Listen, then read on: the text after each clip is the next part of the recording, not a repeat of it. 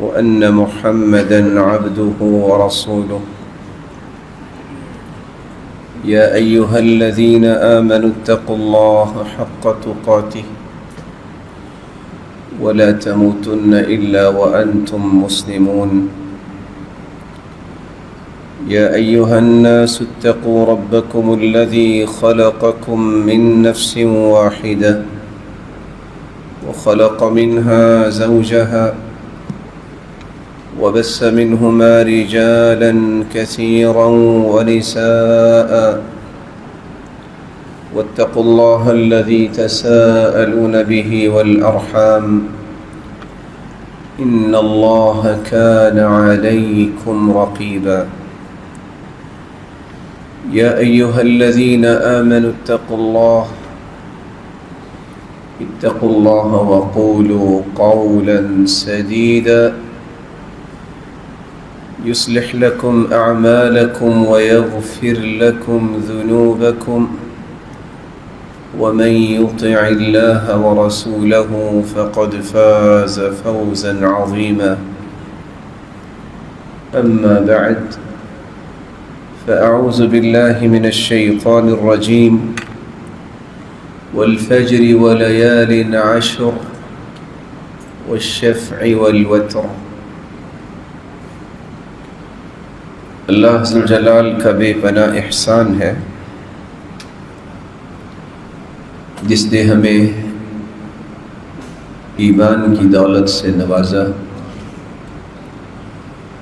اور ہماری رشد و ہدایت کے لیے نوشتہ ہدایت قرآن مجید کو نازل کیا، پھر اس کی روشنی میں تربیت اور تزکیہ کرنے کے لیے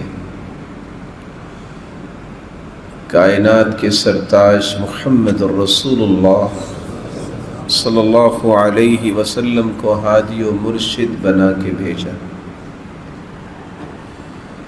اس ہستی کی تربیت یافتہ صحابہ کرام رضی اللہ عنہم و ارضاہم، اللہ تعالیٰ نے ان کے ایمان کو اتنا پسند کیا کہ قیامت تک آنے والی انسانیت کے ایمان کے لیے ان صحابہ کے ایمان کو میزان اور پیمانہ بنا دیا۔ کن اصولوں کی روشنی میں ان کی تربیت اور تزکیہ کیا گیا؟ ان اصولوں میں سے ایک اصول یہ تھا کہ رسول اکرم صلی اللہ علیہ وآلہ وسلم نے انہیں یہ تربیت دی تھی کہ وہ مواسم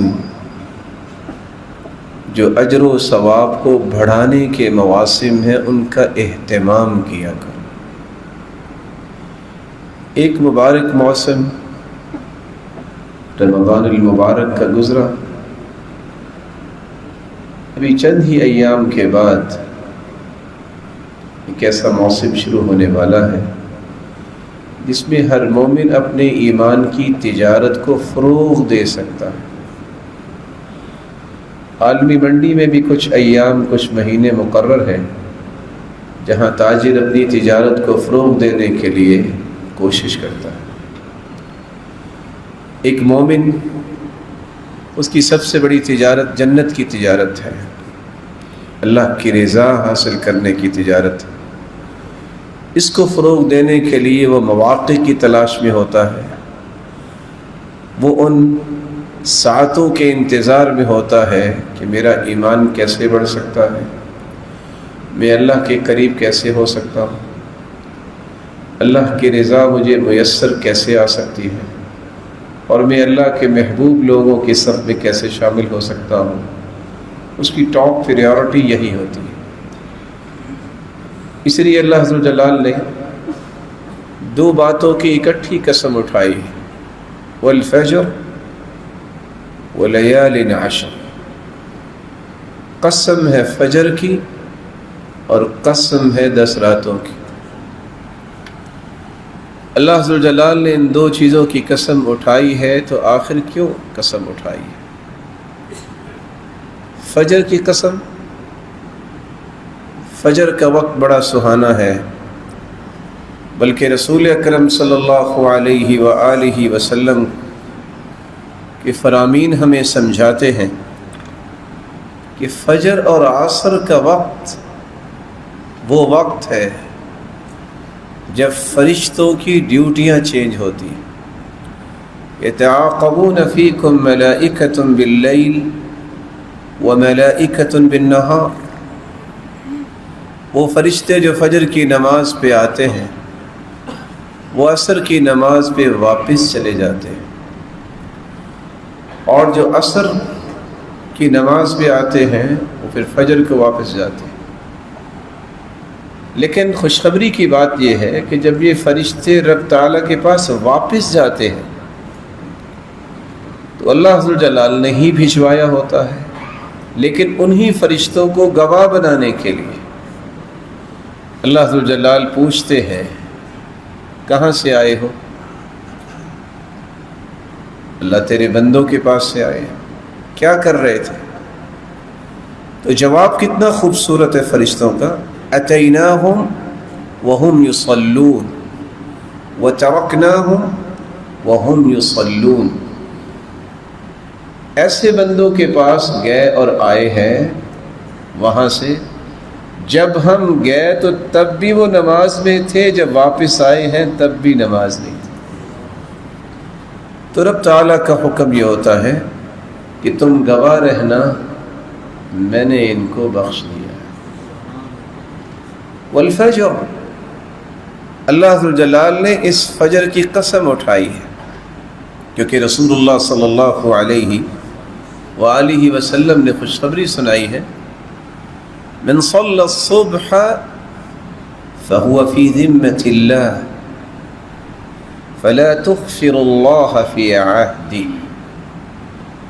جو فجر کی نماز پڑھ لیتا ہے وہ اللہ کی ضمانت میں چلا جاتا ہے. اللہ کی ضمانت کو نہ توڑا کرو. دنیا میں بھی ضمانت ملتی ہے تو انسان اپنے آپ کو ریلیکس فیل کرتا ہے. حتی یمسی، دوسری روایت کے الفاظ ہیں، شام تک یہ شخص اللہ کی امانت اور ضمانت میں چلا جاتا ہے جو فجر کی نماز باجماعت پڑھ لیتا ہے. اس لیے اللہ ذوالجلال نے فجر کے وقت کی قسم اٹھائی ہے.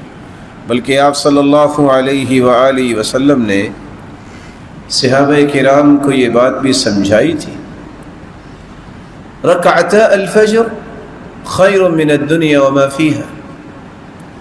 آج دنیا بحث کرتی ہے کہ دنیا میں اس وقت سب سے زیادہ امیر کون ہے. درم و دینار ڈالرز کی ریل پیل کو دیکھ کے فیصلہ ہوتا ہے کہ کس کے پاس مال زیادہ ہے. لیکن شریعت یہ کہتی ہے رکعتا الفجر خیر من الدنیا وما فیہا. یہ فجر سے پہلے جو 2 رکعتیں پڑھنا ہے، دنیا اور جو کچھ دنیا میں ہے، ان سب سے بہترین یہ 2 رکعتیں. یہی وجہ ہے کہ آپ صلی اللہ علیہ وسلم نے فجر کی 2 سنتیں اور وتر نہ سفر میں چھوڑا ہے نہ حضر میں چھوڑا ہے. رسول اللہ صلی اللہ علیہ وآلہ وسلم نے اس لیے خوشخبری سنا دی تھی، من صلی العشاء فی جماعہ فکأنما قام نصف اللیل ومن صلی الصبح فی جماعہ فکأنما صلی اللیل کلہ. جس کی قسمت میں عشاء کی نماز باجماعت لکھی گئی ہے، اس نے پڑھی ہے، کوئی معمولی آدمی نہیں ہے. کتنے لوگ سو جاتے ہیں، کتنے لوگ اپنی خواہشات کی تکمیل میں ہوتے اور عشاء کی نماز نہیں پڑھتے. کوئی فجر اور عشاء کی نماز دونوں باجماعت پڑھ لے، یہ ایسا شخص ہے جس نے ساری رات قیام کیا ہے. اس لیے آپ صلی اللہ علیہ وسلم نے فرمایا تھا، اثقل الصلوات علی المنافقین صلاۃ الفجر و صلاۃ العشاء. مومنوں پہ تو بھاری نہیں ہے، منافقوں پہ یہ دونوں نمازیں بھاری ہیں، فجر کی بھی اور عشاء کی نماز بھی. اور اس کی خاص وجہ بھی بیان کی گئی ہے. فجر کو بھی اندھیرا ہوتا ہے، اور عشاء کو بھی اندھیرا ہوتا ہے۔ منافق جو ہے وہ اس وقت ہی کام کرتے جب لوگ دیکھ رہے ہوتے۔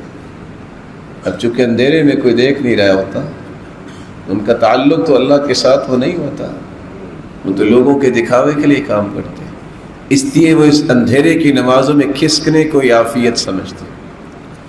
اور مسند بزار کی روایت نے ایک بات کا اضافہ کر دیا، الذین تثاقلت رؤوسهم عن الصلاة، جن لوگوں کے سر بوجھل اور بھاری ہو جائیں فجر اور عشاء کی نماز پہ، یہ منافقت کی نشانی ہے۔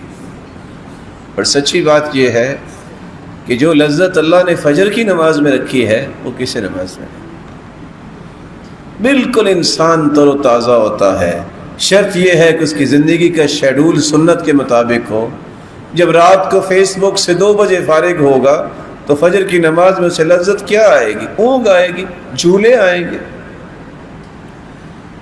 اگر وہ سنت کے مطابق وقت پہ سوتا ہے، ذکر اذکار کر کے سوتا ہے، باوضو ہو کے سوتا ہے، ہاں اگر کوئی علمی مشغولیت ہے، امت کے مسائل ہیں، کوئی اچانک سے کوئی مہمان آ گئے، تو شریعت نے اجازت دی ہے کہ آپ یہ وقت سپینڈ کریں، لیکن بے فائدہ انسان اپنے آپ کو لیٹ نائٹ جگاتا رہے، یہ اپنی جان پہ بھی اور اپنے ایمان پر بھی ظلم ہے۔ اگر وقت پہ انسان سوتا ہے اور فجر کی نماز پڑھے، کوئی خیال نہیں، اس وقت جو اللہ ذو الجلال سے ہم کلام ہونے کی لذت انسان کو آتی ہے، وہ سارے دن کی نمازوں میں نہیں آتی۔ اللہ ذو الجلال ہر ایک کے نصیبے میں فرمائے۔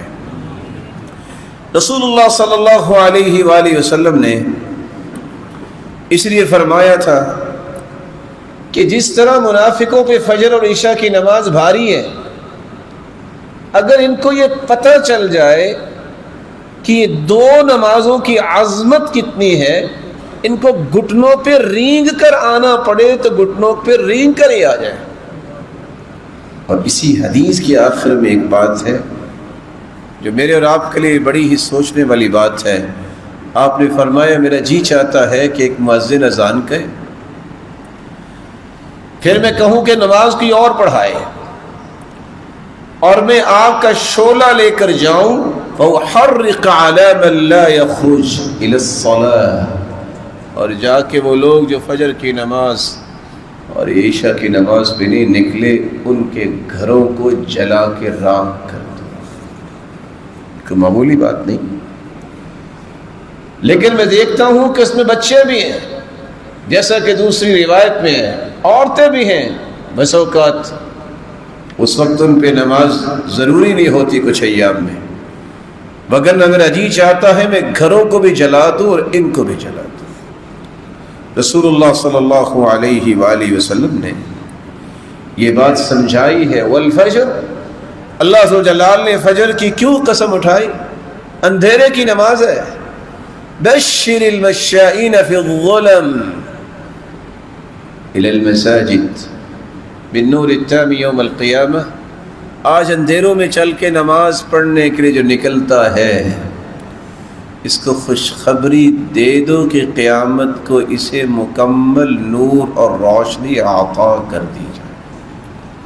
والفجر، اللہ تعالیٰ نے فجر کی قسم اٹھائی ہے، اس کا ایک سبب یہ بھی ہے، آپ صلی اللہ علیہ وسلم نے فرمایا لن یلج النار احد صلی قبل طلوع الشمس وقبل غروبها، یہ شخص جہنم میں نہیں جائے گا جو 2 نمازوں کی پابندی کرتا ہے، فجر کی نماز اور عصر کی نماز، ان دونوں کو پابندی سے پڑھنے والا لن یلج النار، یہ جہنم میں داخل نہیں ہو۔ اور اس سے بڑی خوشخبری اس کے لیے یہ ہے، صحیح بخاری کی روایت ہے، رسول اللہ صلی اللہ علیہ وسلم کے صحابی جریر بن عبداللہ البجلی بیان کرتے ہیں، ہم اللہ کے رسول صلی اللہ علیہ وسلم کے پاس بیٹھے ہوئے تھے، رات کا وقت تھا، 14ویں رات کا چاند چمک رہا تھا۔ آپ صلی اللہ علیہ وسلم نے ایک سوال کیا، اما انکم سترون ربکم کما ترون هذا القمر لا تضامون فی رؤیتی. میرے صحابہ چاند کو دیکھ رہے ہو؟ دیکھ رہے. اس چاند کو دیکھنے میں کوئی رکاوٹ ہے؟ کہ رکاوٹ تو کوئی نہیں، اس کی چمک اور دمک نظر آ رہی. تو آپ صلی اللہ علیہ وآلہ وسلم نے فرمایا تم قیامت کے دن جنت میں اپنے رب کو اسی طرح دیکھو. اللہ کے رسول کیسے دیکھیں گے؟ بس شرط ایک ہے، فَإِنِ اسْتَطَعْتُمْ أَلَّا تُغْلَبُوا عَلَى صَلَاةٍ قَبْلَ طُلُوعِ الشَّمْسِ وَقَبْلَ غُرُوبِهَا. ایک فجر کی نماز اور ایک عصر کی نماز کی پابندی تم کر لینا، جنت میں رب کا دیدار تمہیں اسی طرح نصیب ہوگا جس طرح 14ویں رات کے چاند کو دیکھا. والفجر وليال عشر. اللہ جلال ہمیں اس قسم کی عظمت کو سمجھنے کی توفیق دے اور پھر فجر کا پابند بھی بنائے. ولیال عشر، 10 راتوں کی قسم اللہ جلال نے اٹھائی ہے. ابو عثمان النہدی رحمہ اللہ بیان کیا کرتے تھے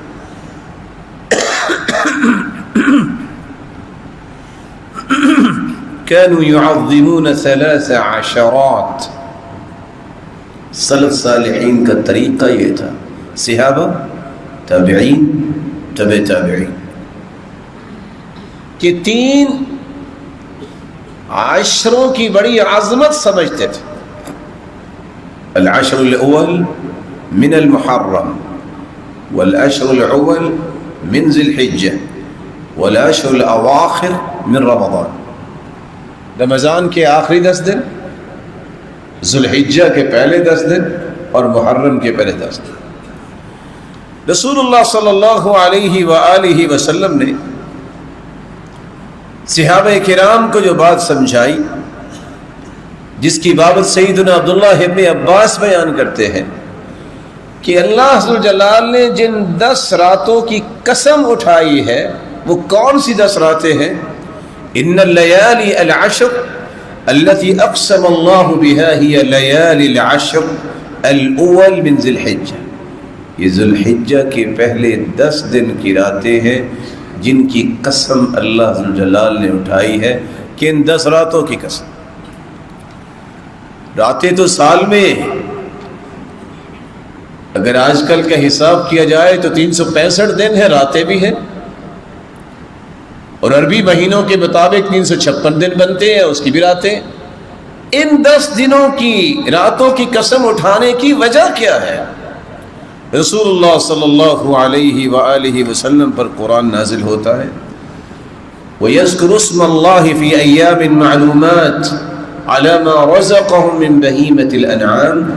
اللہ ذو جلال نے بطور خاص ان کا تذکرہ کیا ہے قرآن مجید میں، جس میں اللہ ذو جلال کے ذکر کو بلند کیا جاتا ہے، اللہ ذو جلال کی کبریاء بیان کی جاتی ہے، اللہ ذو جلال کی حمد و ثنا کی جاتی ہے، اللہ ذو جلال کی توحید کو خالص کیا جاتا ہے. یہ 10 راتیں ذو الحجہ کی پہلی 10 راتیں. آپ صلی اللہ علیہ وآلہ وسلم نے اس لیے 3 الفاظ استعمال کیے ہیں 3 الگ الگ حدیثوں. پورے سال میں مومن جو عمل کرتا ہے سب سے افضل ترین عمل وہ ہے جو ان 10 دنوں میں کیا جائے. آپ کے الفاظ کیا ہے؟ ما من ایام العمل فیہن افضل من هذه الاشهر.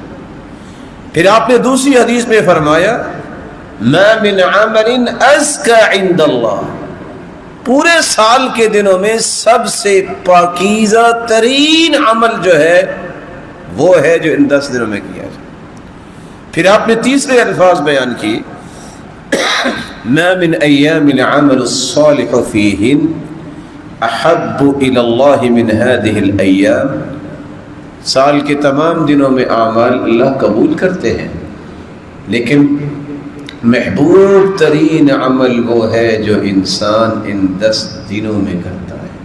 رسول اللہ صلی اللہ علیہ وآلہ وسلم نے صحابہ کو یہ بھی سمجھایا کہ اللہ جلال نے ان 10 راتوں کی قسم کیوں اٹھائی ہے. سلسلہ صحیح الجامع کی روایت ہے ابھی اللہ نے کائنات کو پیدا نہیں کیا تھا. پوری دنیا جو قیامت تک پیدا کرنی تھی ان سب کی روحوں کو اللہ نے میدان عرفات میں بکھیر دیا اور ان سے وعدہ لیا الست بربکم، کیا میں تمہارا رب ہوں کہ نہیں؟ قالوا بلا، ساری مخلوق نے اقرار کیا کہ ہاں اے اللہ آپ ہمارے رب ہیں. یہ جو وعدہ لیا اپنی مخلوق سے وہ انہی 10 دنوں میں لیا. بلکہ رسول اللہ صلی اللہ علیہ وآلہ وسلم نے یہ بات بھی صحابہ کو سمجھائی. امام مجاہد نقل کرتے ہیں کہ اللہ ذوالجلال کے ساتھ ہم کلامی کے لیے گئے موسیٰ علیہ السلام 30 دن کے لیے، لیکن اللہ سے ہم کلام ہونے کی لذت کی کیا ہی بات ہے. وَوَاعَدْنَا مُوسَى 30 لَيْلَةً فَأَتْمَمْنَاهَا ب10. اللہ نے 10 اور راتیں بڑھا دی. ذوالقعدہ کا پہلا مہینہ تھا 30 راتیں، تو 10 راتیں جو بڑھائی تھی وہ یہی ذوالحجہ کی 10 راتیں تھیں. وَلَيَالٍ عَشْرٍ، اللہ ذوالجلال نے ان 10 راتوں کی قسم کیوں اٹھائی ہے؟ اسلامی احکامات کو اللہ نے مکمل کیا تو کب؟ انہی 10 دنوں میں. یہودی سیدنا عمر کے پاس آئے اور آ کے کہتے ہیں کہ آپ کے قرآن میں ایک ایسی آیت نازل ہوئی ہے، اگر کہیں یہودیوں پہ نازل ہو جاتی نا تو ہم تو اس دن کو عید بنا لیتے جس دن یہ آیت نازل ہوئی تھی. تو سیدنا عمر بن خطاب نے پوچھا وہ کون سی آیت؟ قال الیوم اکملت لکم دینکم واتممت علیکم نعمتی. یہ آیت نازل ہوئی ہے، اتنی بڑی آیت ہے کہ دین مکمل ہو گیا ہے، اب اس میں کسی بھی اضافے کی ضرورت نہیں. تو سیدنا عمر رضی اللہ تعالیٰ نے جواب دیا کہ میں جانتا ہوں عرفے کا دن تھا، عصر کے بعد اللہ کے رسول اونٹنی پر بیٹھے ہوئے تھے، صحابی نے مہار پکڑی ہوئی تھی، تب یہ آیت نازل ہوئی آپ کی وفات سے 81 دن پہلے. اور یہ ہمارے لیے عید کا دن ہی ہے. الحج عرفہ، مومن کی سب سے بڑی عید یہ ہے جس دن جہنم سے آزاد ہو جائے. اور اللہ ذوالجلال سب سے زیادہ عرفے کے دن لوگوں کو جہنم سے آزاد کرتے ہیں. وَلَيَالٍ عَشْرٍ، اللہ ذوالجلال نے ان 10 راتوں کی قسم اٹھائی ہے. اس کا سبب یہ بھی ہے کہ ان 10 راتوں میں اللہ ذوالجلال نے ایسے اعمال ان 10 دنوں میں جمع کر دیے ہیں جو پورے سال میں جمع نہیں ہوتے. آپ سارا سال نماز تو پڑھ سکتے ہیں، پڑھنی بھی چاہیے، صدقہ بھی کر سکتے ہیں،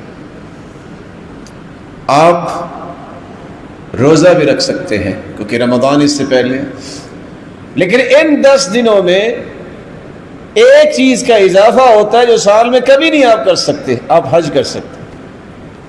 اس لیے امام ابن حجر عسقلانی رحمۃ اللہ علیہ جو صحیح بخاری کی شرح لکھنے والے ہیں وہ بیان کرتے ہیں والذی یظہر ان السبب فی امتیاز 10 ذی الحجہ لمكان اجتماع أمهات العبادة فيه وهي الصلاة والصدقة والحج ولا يتأتى ذلك في غيره. جو سمجھ میں آتا ہے وہ یہ ہے کہ اللہ ذوالجلال نے ان 10 راتوں کو جو فضیلت دی اور قسم اٹھائی ہے اس کا سبب یہ ہے کہ تمام بڑی عبادتوں کو ان 10 دنوں میں جمع کر دیا ہے. نماز ہے، روزہ ہے اور صدقہ ہے، اور اس کے ساتھ حج کو بھی انہی دنوں میں رکھ دیا. اب سوال یہ ہے کہ اللہ ذوالجلال نے تو 2 چیزوں کی قسم اٹھائی ہے. ایک مسلمان کی ذمہ داری کیا ہے، مجھے 10 دن گزارنے کیسے چاہیے؟ اللہ نے فجر کی بھی قسم اٹھائی. تو پہلا کام تو مجھے یہ کرنا چاہیے کہ یہاں اٹھنے سے پہلے یہ عہد کرنا چاہیے کہ میں زندگی میں فجر میں سستی نہیں کروں. اور یہی انسان کی بلندی اور عظمت کی دلیل ہے کہ وہ ہر روز اللہ نے اسے صحیح سلامت جو ہے بیدار کیا ہے تو سب سے پہلے اس خالق کے سامنے جھکے جس نے اسے سینکڑوں کیا ہزاروں نعمتوں سے نواز رکھا. اللہ نے اگر دوسری قسم اٹھائی ہے 10 دنوں کی تو ان 10 دنوں کو کیسے گزارے؟ سب سے پہلا کام یہ کرنا چاہیے، سچی بات ہے جو آج بھول گئے ہم کہ یہ بھی کام ہے، جب چاند نظر آئے تو دعا کرنی چاہیے۔ اور حیرانگی کی بات ہے کہ آج 100 میں سے کتنے لوگوں کو یہ دعا یاد ہے؟ یعلمون ظاہرا من الحیات الدنیا وہم عن الآخرۃ ہم غافلون۔ قرآن کہتا ہے دنیا کی زندگانی کی وہ مائکرو ڈیٹیلز یہ جانتے ہیں کہ آپ سن کے آشش کرتے ہیں، لیکن آخرت کے بارے میں کوئی فکر نہیں۔ اللہ کے رسول نے سکھایا یہ ہے کہ جب چاند نظر آئے، ہمیں زیادہ سے زیادہ چاند کی امید ہوتی ہے تو کب؟ عید کب آئے گی، ذرا چاند دیکھیے، بڑے شد و مت سے دیکھتے ہیں، اس وقت بھی عید کی خوشی میں نعرے تو لگ جاتے ہیں، دعا پھر بھی سارے نہیں پڑھتے۔ لیکن میں یہ آپ کے دل میں محبت اور احترام سے یہ بات اتارنا چاہتا ہوں کہ اگر یہ 7 دعائیں میں اور آپ چاند کو دیکھ کے مانگ لیں اور کر لیں تو میری اور آپ کی زندگی میں اثر کیا مرتب ہوگا۔ آپ صلی اللہ علیہ وسلم نے فرمایا، جامع ترمذی کی روایت ہے، کان اذا رأى الہلال، آپ جب چاند کو دیکھتے تو یہ کہتے ہیں اللہم اہلہ علینا بالیمن والایمان والسلامۃ والاسلام ربی وربک اللہ۔ یا اللہ یہ چاند جو نکلا ہے تیرے حکم سے نکلا ہے، اس چاند کو ہمارے لیے برکت کا باعث بنا، ہمارے ایمان کی مضبوطی کا باعث بنا، سلامتی کا پیغام بنا اور اسلام کی بلندی کا پیغام بنا۔ 4 دعائیں۔ اور دوسری روایت کے الفاظ ہیں والتوفیق لما تحب وترضى، اے اللہ اس چاند اس پورے مہینے میں اس عمل کی توفیق عطا فرمانا جس سے تو راضی ہو جائے، جو تیرے لیے پسندیدہ عمل۔ اور تیسری روایت کے الفاظ ہیں غیر ضالین ولا مضلین، اے اللہ اس چاند کے طلوع ہونے کے بعد نہ ہمیں گمراہ ہونے دینا اور نہ ہی ہم کسی کی گمراہی کا سبب بنے۔ اللہ جانتا ہے اگر یہ ساری دعائیں کرنے والوں کے حق میں قبول ہو جائیں، پورے مہینے میں برکتیں اس کے قول، اس کے عمل، اس کی سوچ، اس کے نظریے، اس کے کام، اس کے گھر بار میں، اس کے خاندان میں، اس کے کاروبار میں، دعا ہے کہ اللہ برکتوں سے محروم نہ کر۔ اس کے ایمان میں اضافہ، ایمان نہ کم ہو، کسی قسم کا دکھ اور غم اور پریشانیاں اس پہ حاوی اور مسلط اور غالب نہ ہوں، سلامتی والا یہ مہینہ ہو اور اسلام کی عظمت والا مہینہ ہو۔ اللہ اس عمل کی توفیق دینا جس سے تو راضی ہو جائے اور تیرے لیے پسندیدہ بن جائے۔ اور پھر یا اللہ ہمیں گمراہ نہ ہونے دینا اور نہ ہی اے اللہ ہمیں کسی کی گمراہی کا سبب بنانا۔ زندگی اور آخرت کی خیر و برکت کو یہ تینوں حدیثوں نے جمع کر دیا ہے۔ اللہ ہمیں یہ دعائیں یاد کرنے کی بھی توفیق دے اور پھر چاند کو دیکھ کے پڑھنے کی بھی توفیق دے۔ رسول اللہ صلی اللہ علیہ وآلہ وسلم نے ایک دوسرا کام بھی سمجھایا ہے، جو ہی چاند نظر آ جائے تو کیا کرنا چاہیے؟ فَأَكْثِرُوا فِيهِنَّ مِنَ التَّهْلِيلِ وَالتَّكْبِيرِ وَالتَّحْمِيدِ۔ چاند جب نظر آ جائے تو 3 کلمات تو میری زبان کا حصہ بن جانا چاہیے، لا الہ الا اللہ، اللہ اکبر، الحمدللہ۔ رسول اکرم صلی اللہ علیہ وسلم نے فرمایا جو اللہ اکبر کہہ دیتا ہے، یہ کوئی معمولی کلمہ نہیں ہے، رب کی کبریائی کا کلمہ ہے۔ دنیا کے جتنے بھی میرز ہیں اکٹھے ہو جائے تو زمین اور آسمان کا خلا اس کو میئر نہیں کر سکتے۔ اللہ اکبر پڑھنے والا اتنا خوش نصیب ہے کہ زمین و آسمان کا خلا اس کے کہنے پر اس کے لیے نیکیوں سے بھر دیا جاتا ہے۔ الحمدللہ ان دنوں میں کثرت سے کہے، ایک ترازو قائم ہوگا قیامت کے دن۔ آثار بتاتے ہیں کہ اتنا بڑا ترازو ہوگا کہ اگر ایک پلڑے میں ساتوں آسمان اور ساتوں زمینیں رکھ دے تو پھر بھی وہ پلڑا بھرے گا نہیں۔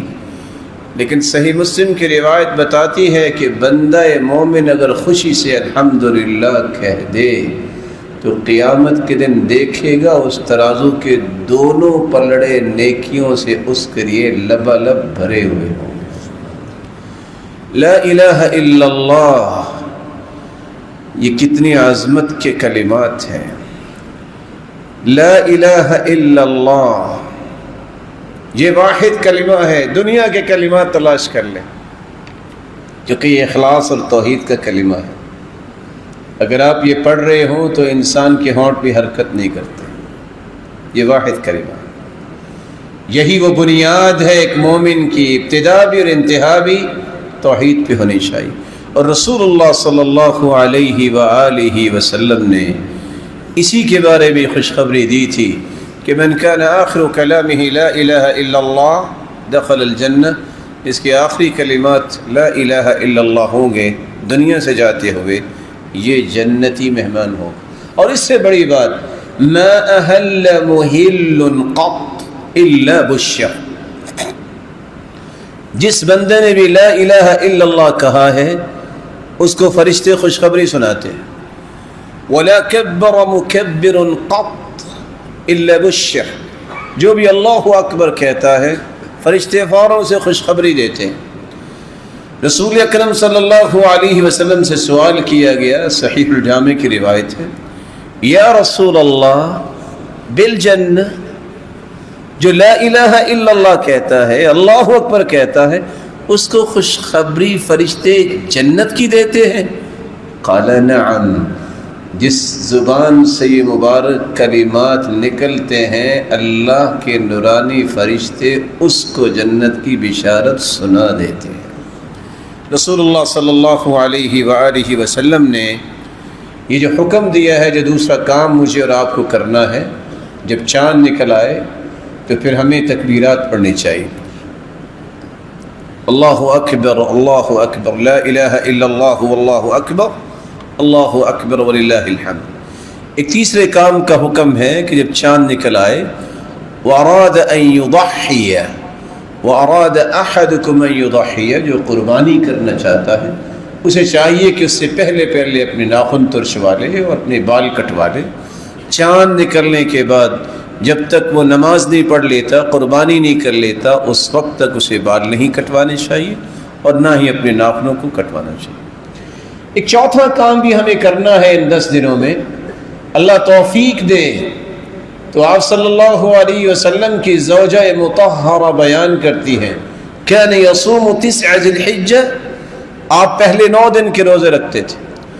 اگر آپ مشغول ہیں حدت اور شدت گرمی کی تو پھر 9 طریقہ تو آپ کو روزہ رکھنا چاہیے، جو عرفے کے نام سے معروف، کیونکہ رسول اللہ صلی اللہ علیہ وسلم نے خوشخبری سنائی ہے، صوم یوم عرفہ یکفر سنتین ماضیہ ومستقبلہ، ایک دن کا روزہ 2 سال کے گناہوں کی بخشش کا باعث بن جاتا ہے۔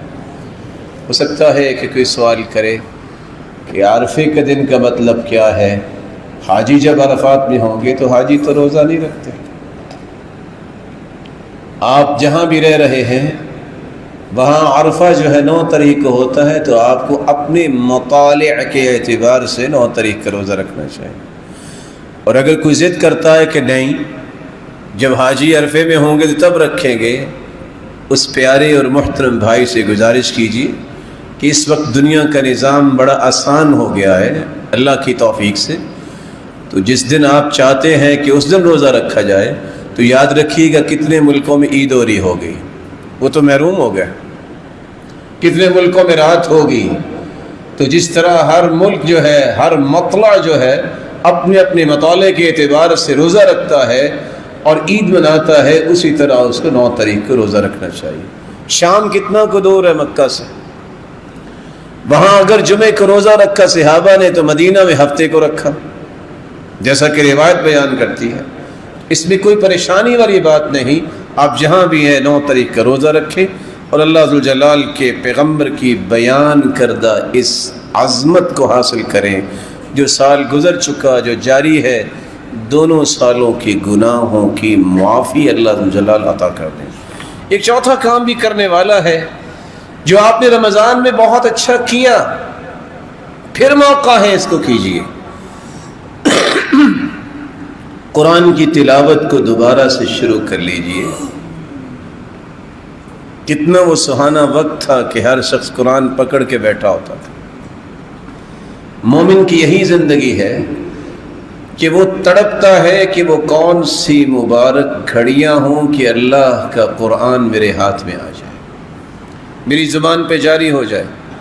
رسول اللہ صلی اللہ علیہ وآلہ وسلم کے صحابی سے کہا کرتے تھے، جس بندے کو یہ خوشی ہے کہ اللہ اور اس کے رسول سے محبت کرے، اس کی یہ خوشی کا اظہار کیسے ہوگا؟ فَلْيَقْرَأْ فِي الْمُصْحَفِ، وہ مصحف یعنی قرآن کو کھول کے پڑھ رہا ہو، سمجھ جائیں گے کہ اس کے دل میں خوشی ہے کہ اللہ اور اس کے رسول سے سچی محبت کرتا ہے۔ اللہ ذوالجلال کا محبوب بننے کا سب سے آسان طریقہ جو ہے وہ قرآن مجید کی تلاوت ہے۔ سہل ابن عبداللہ التستری کہا کرتے تھے، علامت حب اللہ علامت القرآن، علامت حب القرآن۔ جو بندہ یہ دعویٰ کرے میری اللہ سے بڑی سچی محبت ہے، اس کی محبت کی دلیل کیا ہے؟ وہ قرآن سے محبت کرتا ہے۔ جس بندے کا یہ دعویٰ ہے کہ وہ قرآن سے سچی محبت کرتا ہے، اس کی دلیل کیا ہے؟ وہ اللہ کے رسول سے سچی محبت کرے گا۔ جس بندے کا یہ دعویٰ ہے کہ اللہ کے رسول سے سچی محبت کرتا ہے، وہ اللہ کے رسول کے طریقوں اور سنتوں سے محبت کرتا ہوگا۔ اللہ تعالیٰ ایسی محبت ہم سب کو نصیب فرمائے۔ تو آپ ان 10 دنوں میں ایک ترتیب بنا سکتے ہیں، کم از کم ان 10 دنوں میں تو قرآن ختم ہونا چاہیے۔ سورۃ الفاتحہ سے لے کے آپ سورہ آل عمران تک پہلے دن پڑھ لیں، سورہ نساء سے لے کے آپ سورہ مائدہ تک دوسرے دن پڑھ لیں، کچھ زیادہ نہیں۔ تیسرے دن آپ سورہ انعام سے توبہ تک لے جائیں، سورۃ یونس سے لے کے سورۃ اسراء تک آپ 4 دن تک پہنچ سکتے۔ 5ویں دن آپ سورۃ کہف سے سورۃ نور تک لے جائیں، اور 6ٹھے دن سورۃ فرقان سے سورۃ فاطر تک چلے جائیں، اور سورۃ یاسین سے لے کے حدید تک 7ویں دن، اور 8ویں دن آپ کا قرآن مکمل ہو سکتا ہے۔ 9واں دن جس دن آپ نے روزہ رکھنا ہے، کثرت سے دعائیں کریں۔ یہ ایسا دن ہے جتنی بھی دعائیں کر لے کم ہے، اور 10ویں دن بلا شبہ آپ نے قربانی کرنی ہے اور اس کے مسائل ہیں۔ تو اللہ ذوالجلال ہم سب کو توفیق سے نوازے۔ رسول اللہ صلی اللہ علیہ وآلہ وسلم کے بتائے ہوئے اذکار کا یہ موقع ہے کہ ان 10 دنوں میں کثرت سے ذکر کیجئے۔ چلتے پھرتے آپ کی زبان پہ الفاظ ہونے چاہیے، سبحان اللہ والحمد للہ ولا الہ الا اللہ واللہ اکبر ولا حول ولا قوة الا باللہ، اور دیگر اذکار جو آپ کو یاد ہوں۔ رسول اللہ صلی اللہ علیہ وآلہ وسلم نے یہ بھی صحابہ کو سمجھایا ہے کہ ان 10 دنوں میں تو کم از کم نوافل جو ہیں ان کے بارے میں اپنے دل کو راضی کیجیے۔ کتنے لوگ ہیں جو روزانہ کی نماز کی پابندی کے ساتھ 12 سنتوں کی پابندی بھی کرتے ہیں؟ 25 سال بلکہ 35 سال نوکری کرنے والے مکان نہیں بنا پاتے، قبر پہلے بن جاتی۔ حدیث یہ کہتی ہے کہ 12 رکعتیں پڑھ لو، 4 ظہر سے پہلے، 2 ظہر کے بعد، 2 مغرب کے بعد، 2 عشاء کے بعد، 2 فجر سے پہلے، اللہ جنت میں گھر بنا دے گا۔ کتنے ہیں جو اس بات کی پابندی کرتے ہیں کہ 2 رکعتیں فجر کی نماز با جماعت پڑھنے کے بعد اللہ کے ذکر میں مشغول ہو جائیے، جب سورج نکل آئے اس کے بعد 2 رکعتیں اٹھ کے پڑھ لو، حج عمرے کا ثواب مل جائے گا۔ کتنے ہیں جو نمازیں چاش پڑھتے ہیں، 2 4 6 8، 2 پڑھ لیں تو 360 جوڑوں کا صدقہ ادا ہو جائے گا، 4 پڑھ لیں تو تو اللہ ذوالجلال کا فرمان ہے، حدیث قدسی ہے، میرے بندے تو 4 رکعتیں صبح کے شروع میں پڑھ لو، سارا دن میں تمہیں کافی ہو جاؤں۔ کتنے ہیں جو اس بات کو سمجھتے ہیں؟ من صلى 4 قبل الظهر و4 بعدها حرمه الله على النار، 4 ظہر سے پہلے اور 4 ظہر کے بعد جو پڑھ لے اس انسان کو اللہ جہنم پر حرام قرار دیتے۔ یہ موقع ہے، رحم اللہ امرأ صلی 4 قبل العصر، عصر سے پہلے 4 رکعتیں جو پڑھتا ہے اللہ کی رحمت کا حقدار بن جاتا ہے۔ اگر ثابت قدمی سے پڑھتا رہتا ہے تو ہر روز جنت میں اس کا گھر بنا دیا جاتا ہے۔ عشاء کی نماز کے بعد 2 رکعتیں پڑھتے ہیں تو عشاء کی نماز کے بعد 4 اکٹھی پڑھ لیں، جیسا کہ آپ نے 4 رکعتیں پڑھی ہیں فرض کی، تو ایسے آپ کو اجر ملے گا جیسے آپ نے لیلۃ القدر میں 4 رکعتیں پڑھی ہیں۔ تو ان 10 دنوں میں یہ سارے کام آپ کیجئے تاکہ آپ کی عادت بنے اور یہ بلند درجات جو اللہ کے رسول نے بیان کر رکھے ہیں ان میں حصے دار بن جائیں۔ کوشش کریں کہ آپ کو ان 10 دنوں میں اگر موقع ملے تو خیر خواہی کریں۔ اور اجر و ثواب کتنا ہے؟ 10 دن کی اعتکاف ہوتی ہے، اعتکاف بھی مہینے کی ہو اور ہو بھی مسجد نبوی میں، اور اعتکاف کرنے والے ہوں محمد رسول اللہ، ساری دنیا کی اعتکاف جمع کر لی جائے تو محمد کریم کی اعتکاف کا مقابلہ نہیں کر سکتا۔ اللہ کے رسول فرماتے ہیں 1 مہینہ مسجد نبوی میں اعتکاف کروں، اس سے زیادہ عمل مجھے اچھا یہ لگتا ہے کہ کسی مسلمان کی جائز ضرورت کو پورا کرنے کے لیے میں اس کے ساتھ جاؤں۔ اللہ ذوالجلال کی رضا کے لیے خیر خواہی کو ان 10 دنوں میں قائم کیجیے، صدقہ کیجیے۔ 6 10 قربانیاں کرنے والے کبھی اس پیغام کو بھی سمجھیں، قسم رسول اللہ صلی اللہ علیہ وسلم ضحایا بین اصحابی، اللہ کے رسول نے اپنے صحابہ میں قربانیاں تقسیم کی۔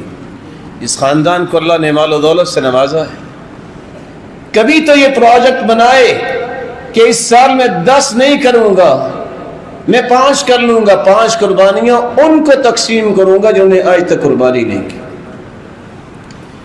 یہ سنت نہیں ہے، اس کا بھی اہتمام کیجیے۔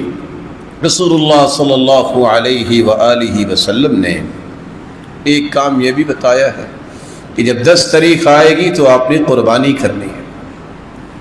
قربانی کرنی کس لیے ہے؟ صرف رب کی رضا کے لیے۔ گوشت تو آپ کو ملے گا، فخر کے لیے نہیں۔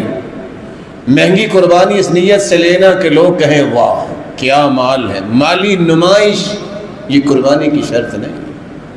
قربانی آپ کریں رب کی رضا کے لیے۔ ایک جانور بھی پورے گھر کی طرف سے ہو سکتا ہے، چاہیں تو اللہ نے استطاعت دی تو 100 بھی کر سکتے ہیں، لیکن فخر کے لیے ایک ہی قربانی آپ کے لیے کچھ فائدے والی نہیں ہوگی۔ رب کی رضا کے لیے کریں۔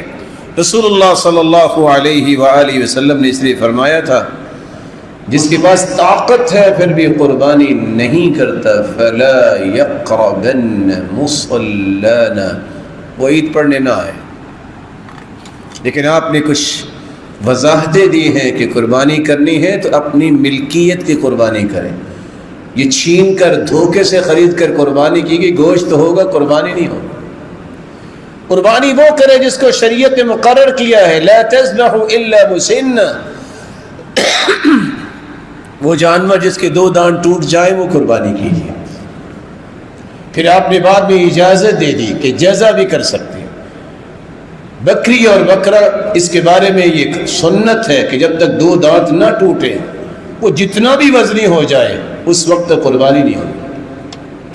لیکن اگر آپ نے بھیڑ مذکر یا مؤنث خریدی ہے یا پالی ہے، 1 سال کا ہو جائے تو کر لے، 2 سال کی گائے ہو جائے تو کر لے، 5 سال کا اونٹ مذکر مؤنث ہو جائے تو کر لے، لیکن ساتھ فرما کہ 4 عیوب کا خیال رکھیے۔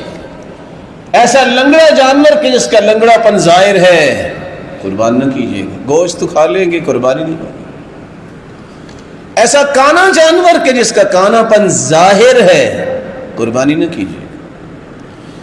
ایسا جانور بیمار جس کی بیماری ظاہر ہے وہ اٹھ کے چل ہی نہیں سکتا، اور ایسا جانور جس کو دماغی مسئلہ ہے دائیں چلائیں بائیں چلتا ہے قربانی نہیں ہو، کیا گوشت کھا سکتے ہیں۔ رسول اللہ صلی اللہ علیہ وسلم نے فرمایا ان شرائط کا خیال رکھنا۔ آپ قربانی خود بھی کر سکتے ہیں، کسی سے بھی کروا سکتے ہیں۔ قربانی مرد بھی چھری چلا سکتا ہے، عورت بھی چلا سکتی ہے، کیونکہ سیدنا ابو موسیٰ اشعری رضی اللہ تعالیٰ عنہ نے فرمایا تھا بیٹیوں سے جاؤ اپنی اپنی قربانی کرو۔ اور صحیح بخاری کی روایت ہے جب ایک عورت نے بکری کو ذبح کیا، صحابہ نے سوال کیا فَأَمَرَ بِأَكْلِهَا، فرمایا جاؤ کھاؤ۔ یہ دنیا کی باتیں ہیں، آج کی عورت اگر چھری کو ہاتھ لگا دے گی تو حرام ہو جائے گی۔ رسول اللہ صلی اللہ علیہ وسلم نے یہ تلقین بھی فرمائی کہ اس کی جھولیں جانوروں کی اور اس کی کھالیں یہ مسکینوں کا حق ہے، جیسے کہ صحیح مسلم کی روایت ہے۔ آپ کے سامنے ایک نہیں دسیوں بینرز ہوں گے، کوئی ہاسپٹل کی بات کرے گا، کوئی تنظیم اور تحریک کی بات کرے گا، کوئی مدرسے کی بات کرے گا۔ مومن کا کام یہ ہے محمد مصطفیٰ کی بات کو سمجھنا، مسکینوں کا حق ہے یہ مسکینوں تک پہنچائیے۔ اگر آپ کے شہر میں مسکین ختم ہو گئے ہیں تو آپ کسی بھی خیر کے کام میں اس کو استعمال کروا دیں، خود سے کھال کو بیچ کر خود استعمال کر لینا۔ من باع اضحیتہ فلا اضحیت لہ، جو کھال کو بیچ کے خود ہی کھا لیتا ہے اس کی قربانی نہیں ہے۔ اللہ تعالیٰ ان دنوں کو غنیمت سمجھنے کی توفیق عطا فرمائے اور یہ سارے اعمال کر کے رب کی رضا نصیب فرمائے۔ وآخر دعوانا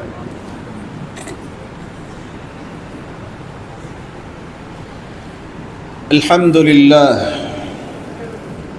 حمدا كثيرا طيبا مباركا فيه، الحمد لله على إحسانه والشكر له على توفيقه وامتنانه، أما بعد فأعوذ بالله من الشيطان والفجر وليال عشر۔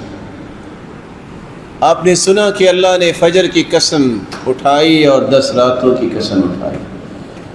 میں صرف خوشخبری سنانا چاہتا ہوں آپ بھائیوں میں سے ان بھائیوں کو جن کے دل میں بہت تڑپ ہے کہ وہ حج کریں، میری دعا ہے کہ اللہ ان کی تڑپ کو پورا فرمائے۔ لیکن اسلام کی خوبصورتی یہ ہے کہ جو شخص حج نہیں کر سکا اس کا مطلب یہ نہیں ہے کہ وہ حج سے محروم رہے گا۔ جس کے پاس استطاعت نہیں مالی وہ حج کر سکتا ہے، اجر لینا ہے۔ کیسے حج کر سکتا ہے؟ رسول اکرم صلی اللہ علیہ وسلم نے اس کے طریقے بیان کیے ہیں۔ جو شخص گھر سے نکلتا ہے، پیدل نکلتا ہے، باوضو ہو کے نکلتا ہے، فرض نماز آ کے پڑھتا ہے، صحیح الجامع کی روایت من مشى الى صلاة مکتوبہ فی جماعہ، جماعت کے ساتھ نماز پڑھتا ہے، فہی کحج، اللہ جلال اس کو حج کا ہی ثواب دیتے۔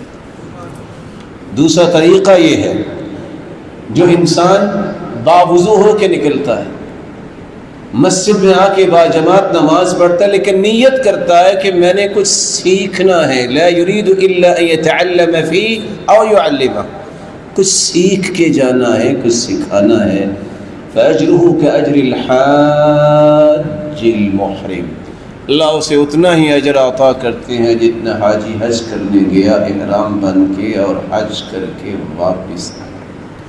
ایک تیسرا طریقہ بھی ہے، رسول اللہ صلی اللہ علیہ وآلہ وسلم نے فرمایا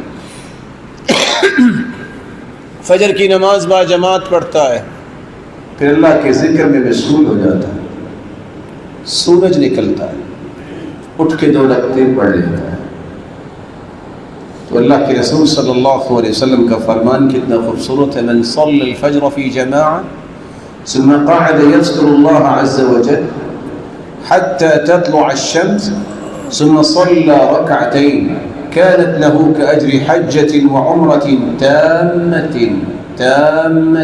تامة۔ یہ 2 رکعتیں اتنی اللہ کو پسند ہیں کہ اللہ اسے مکمل حج عمرے کا اجر و ثواب عطا کرتا ہے۔ ایک چوتھا طریقہ یہ ہے، صحابہ کرام نے سوال کیا سبق المفردون، اللہ کے رسول مال والے تو سبقت لے گئے. پوچھا میرے صحابہ وہ کیسے؟ کہتے ہیں مال ان کے پاس ہے، حج بھی کرتے ہیں، عمرے بھی کرتے ہیں، جہاد بھی کرتے ہیں، صدقہ بھی کرتے ہیں، 4 کام کرتے ہیں، ہم تو نہیں کر سکتے. آپ نے فرمایا کہ میں عمل بتاؤں کہ آپ بھی اجر میں ان کے برابر ہو جائیں؟ کیوں نہیں؟ کہ نماز جب پڑھ لو نا تو تسبحون 33 33 مرتبہ سبحان اللہ پڑھ لینا، 33 مرتبہ الحمدللہ پڑھ لینا، اور 34 مرتبہ اللہ اکبر پڑھ لینا. کیا ملے گا؟ 5 کام. حج کا بھی ثواب ملے گا، اور عمرے کا بھی، اور جہاد کا بھی، اور صدقے کا بھی ثواب. اور دوسری روایت میں آتا ہے حطت عنہ خطایاہ وان كانت مثل الزبد البحر، سمندر کی جھاگ جتنے بھی گناہ ہوں گے مٹا دیے جائیں. آپ صلی اللہ علیہ وآلہ وسلم نے ایک 5واں طریقہ بھی بیان کیا، اور میں دعا کر کے ایک طریقہ بیان کروں گا. یا اللہ جو حج پہ نہیں جا سکے ان کو آئندہ رمضان میں عمرے کی توفیق عطا. حدیث میں آتا ہے ان عمرۃ فی رمضان تعدل حج او حجۃ معی، جو رمضان میں عمرہ کرتا ہے اس کو اجر اتنا ملتا ہے جس نے اللہ کے رسول کے ساتھ حج کیا. رسول اللہ صلی اللہ علیہ وآلہ وسلم نے یہ طریقے اس لیے بیان کیے ہیں کہ کوئی مایوس نہ ہو.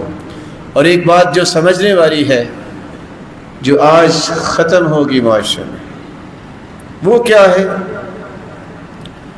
حرام سے بچنا جو ہے. ابن رجب بیان کرتے ہیں سلف صالحین کہا کرتے تھے ترک دانک مما یکرہہ اللہ، درہم کو 6 حصوں میں تقسیم کیا جائے تو 1 حصہ دانک بنتا ہے. حرام مال اتنا بھی جو ہے اس سے اگر کوئی بچ جائے تو سلف کہا کرتے تھے یہ 500 حجوں سے زیادہ پیارا کام ہے. حرام کے قریب نہ جائے. سود کا مال، حرام خوری کا طریقہ چھوڑ دیا جائے. اور یہ اللہ ذوالجلال کے ساتھ جنگ ہے. کسی مفتی نے آپ کے کام نہیں آنا. حدیث کہتی ہے ما حاک فی صدرک، جو آپ کے دل میں کھٹکا پیدا کرتا ہے یہ گناہ ہے. وَإِنْ أَفْتَاكَ الْمُفْتُونَ، ساری دنیا کے مفتی فتویٰ دے دے تب بھی آپ کو یہ فتویٰ کام نہیں دے گا. 36 مرتبہ زنا کرنے سے زیادہ گناہ ہے 1 درہم سود کا کھانا. 72 گناہ ہے. سب سے کم درجے کا گناہ سود کا اتنا ہے کہ جو شخص اپنی والدہ سے زنا کرتا ہے. حرام سے بچنا جو ہے سلف کیا کہتے ہیں 500 حجوں سے افضل ہے. اللہ سے دعا ہے جتنے روشن چہرے بیٹھے ہیں مولا کریم ان روشن چہروں کی حفاظت فرما، ایمان، عزت و برکت، صحت اور خوشی والی لمبی زندگی نصیب فرما، اور ان چہروں پہ جہنم کی آگ حرام قرار دے. اے اللہ ان کو اتنا حلال دے کہ حرام کی طرف دیکھنا تو دور کی بات ہے سوچے بھی نہ. ان کو اور ان کی اولاد و نسلوں کو بھی حلال واسع نصیب فرما. جس طرح تیرے گھر میں ہے اللہ ان کو اپنی جنت میں بھی جمع فرما، اپنے محبوب کی رفاقت نصیب فرما، اپنا دیدار نصیب فرما. وآخر دعوانا الحمد